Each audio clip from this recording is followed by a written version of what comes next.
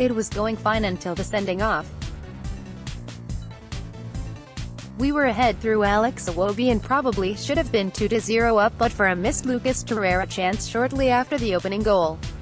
Rennes were busy but not overly threatening, and in general as an away game in Europe, it was pretty much okay. Not brilliant, but solid enough. Then, less than 10 minutes after picking up his first yellow card, Sokratis was booked again.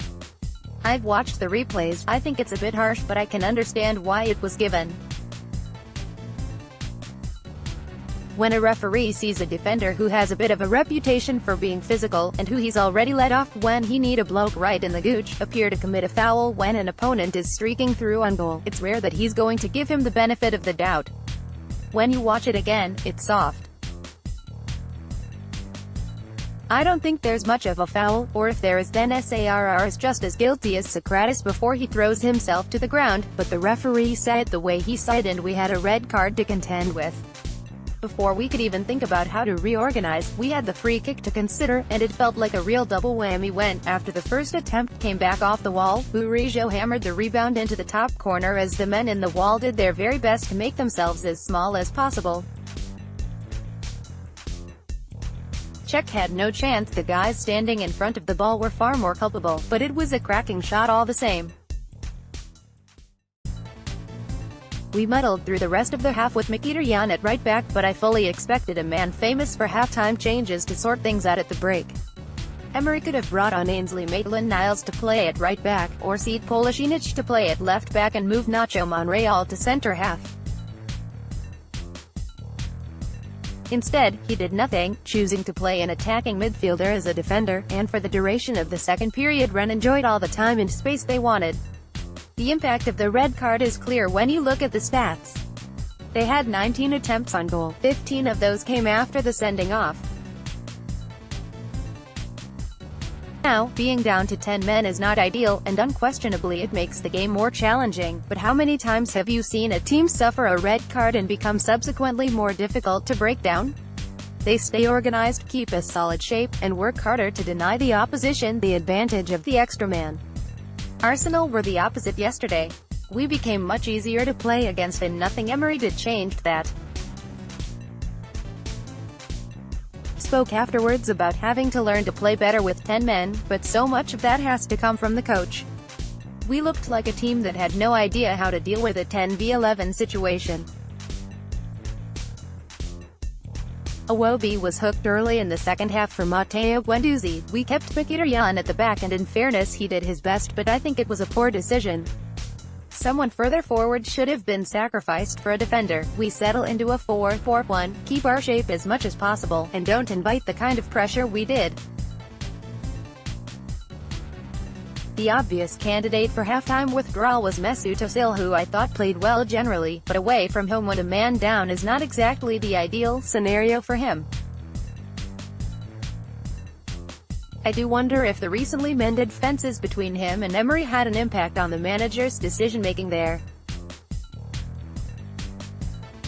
Like he didn't want to stoke the fires or something. Guendouzi offered no extra protection, and his reactions were slow for the second goal. When the ball broke, he sauntered over eventually, stuck his hands behind his back and then basically got out of the way of the cross which deflected off Nacho Monreal and over Petr Cech to make it 2-1. He was way too casual, and it was a goal we could have avoided. All the same, 2-1 is a manageable scoreline in the circumstances, so it was important we held on to that. Our goalkeeper did his best on his return to his former club with a string of saves as Rennes continued to threaten. Aaron Ramsey and Kolasinac came on for Özil and the utterly ineffective Aubameyang, and as the game inched towards the 90-minute mark, we shot ourselves in the foot. We had a throw-in upfield, 6 Arsenal men were in their half, Kolasinac and Torreira were in their box, so when Monreal gave the ball away then threw a tantrum rather than react, we were badly caught out in terms of numbers. Rennes broke, switched the play and scored a genuinely excellent counter-attacking goal. The first-time cross was fantastic, the header emphatic, but from an Arsenal point of view it left a lot to be desired. At that point in the game, to commit so many men forward was foolhardy.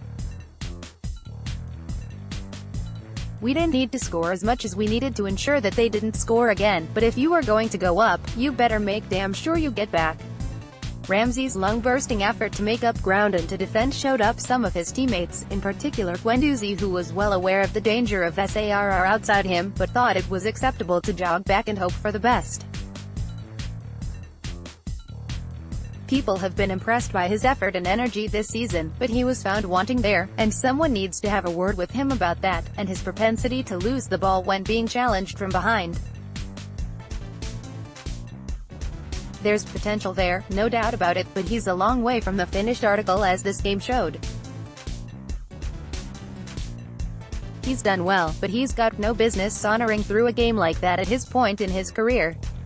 That third goal was a real blow. I know 2-0 at home is hardly an impossible result to achieve, but it definitely complicates things.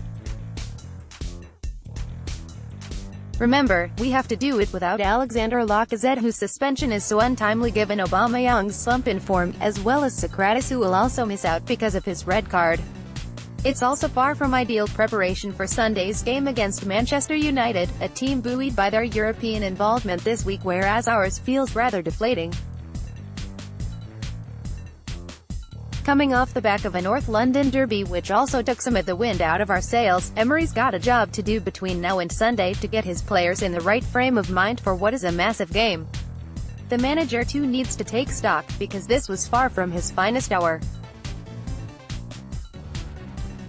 A red card is not ideal, obviously, but it is something you can prepare for in practice. We didn't look like a team who had done that, and for someone lauded for his tactical outlook and exactitude, his decisions played a big part in that game getting away from us last night. Second leg is there for us. We have the ability to go through, but man, do we ever like to make life difficult for ourselves in new and inventive ways. Now though, the focus has to turn to Sunday, because a bad result there would have a significant impact on our top 4 chances. And after a night when we've complicated one potential route to the Champions League next season, we can't afford to repeat that against United on Sunday. Finally, I'll leave you with a brand new Ars guest, chatting to James about the game last night, and we also get a Man U TD perspective before Sunday's game. All the links you need to listen, subscribe are below. Download iTunes, Spotify, Acast, RSS.